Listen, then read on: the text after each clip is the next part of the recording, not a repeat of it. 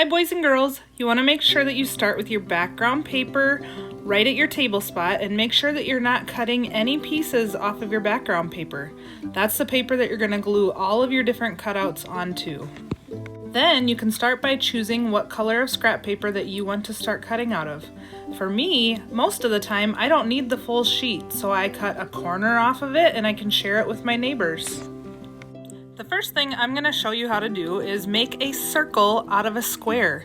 So I pretend that my scissors is an alligator and he's going to take 4 big bites off of the corner. So he's going chomp, bites off a corner, chomp, bites off a corner until all 4 corners are off. But then he's kind of full, so my alligator is just going to nibble the other little points and until it turns into a circle.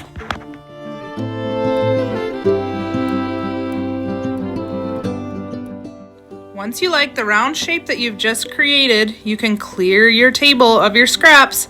Start a scrap pile next to you so that when we clean up, it's easier to get all of your scraps in the garbage. Next, I'm going to show you how to make this circle into a swirl shape. So I start by cutting around the outside edge of my circle, but I never cut that piece off. I keep spinning my circle around and around and around, and I never let my scissors cut that piece of paper off.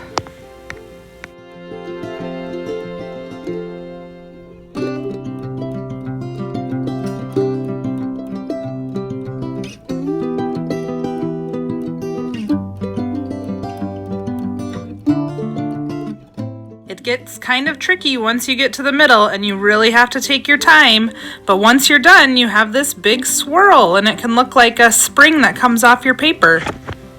I'm going to quickly show you how you can make a spirally cutout out of any shape.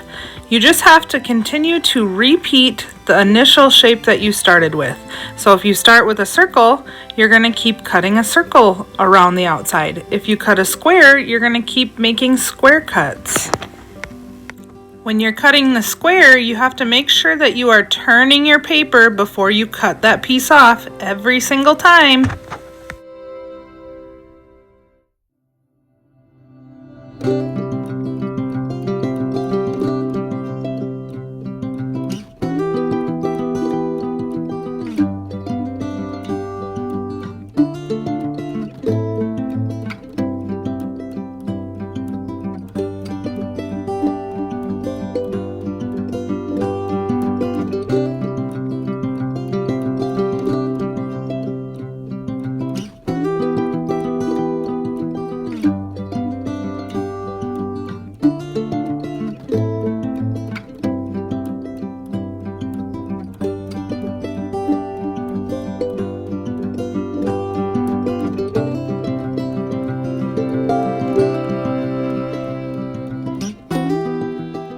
Okay, let's get back to our project. So now I'm going to show you a whole bunch of different ideas for cutouts that you could create.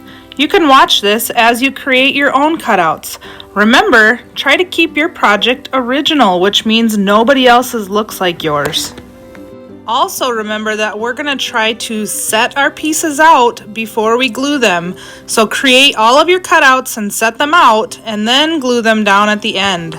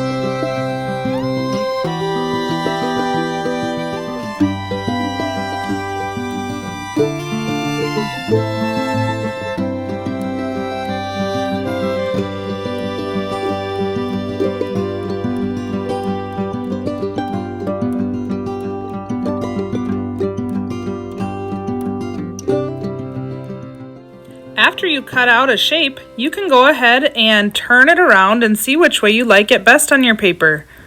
I turned this in circles until I decided I thought it looked kind of like a person.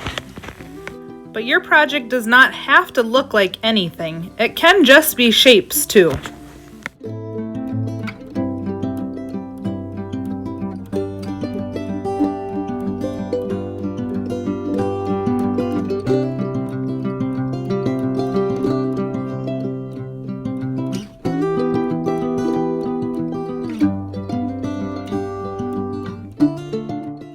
Also, remember, if you make a shape that you don't like, you don't have to use it on your project. That last shape that I made, I decided it didn't fit right on my project, so I grabbed another scrap and I made a new one.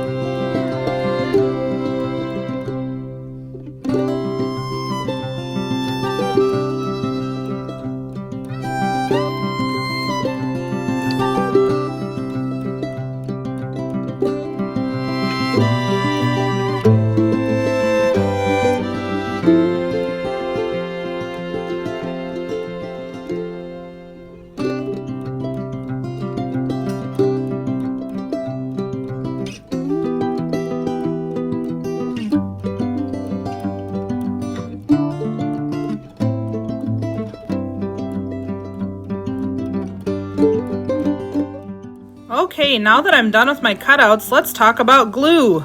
First of all, if you look at the top of the glue bottle, there's a white plug. Please don't cut that off with your scissors.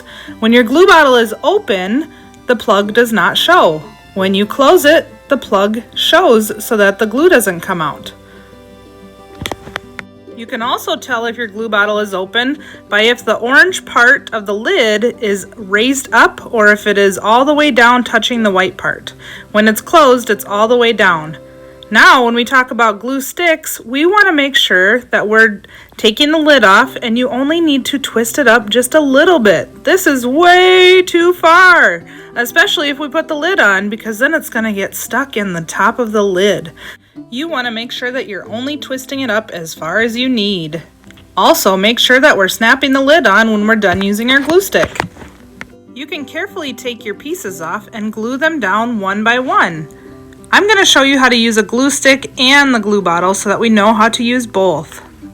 When I'm gluing down my spiral shape, I want to make sure that I'm using my glue stick on my background paper and pressing my spiral shape down onto it. If you want the spiral shape to still be able to come off of your paper, just don't add glue to the middle of your circle so that it looks like just a ring.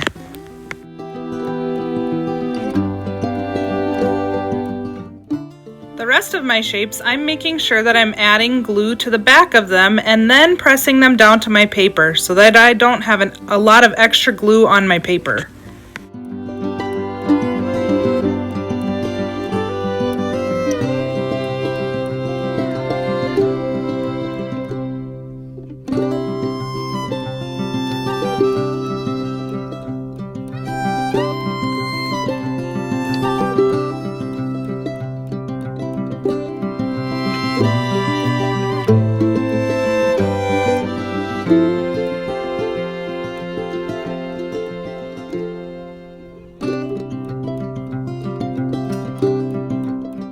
Sometimes my fingers get sticky when I'm gluing small pieces, so I will push them down and use my other finger to make sure that they stick to the paper. So I have to hold it down so I can peel my sticky finger off of it.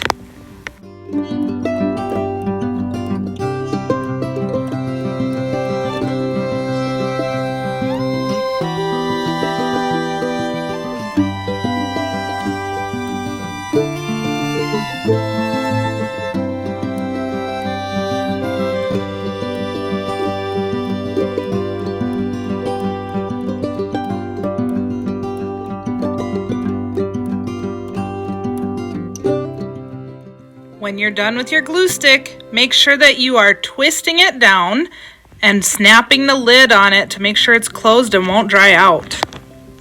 Now let's talk about liquid glue. I make sure to twist my liquid glue bottle open, and then I always want the orange part of my glue bottle to be touching my paper when I put glue on. I never want to just squeeze it out and make a lake or a puddle of glue.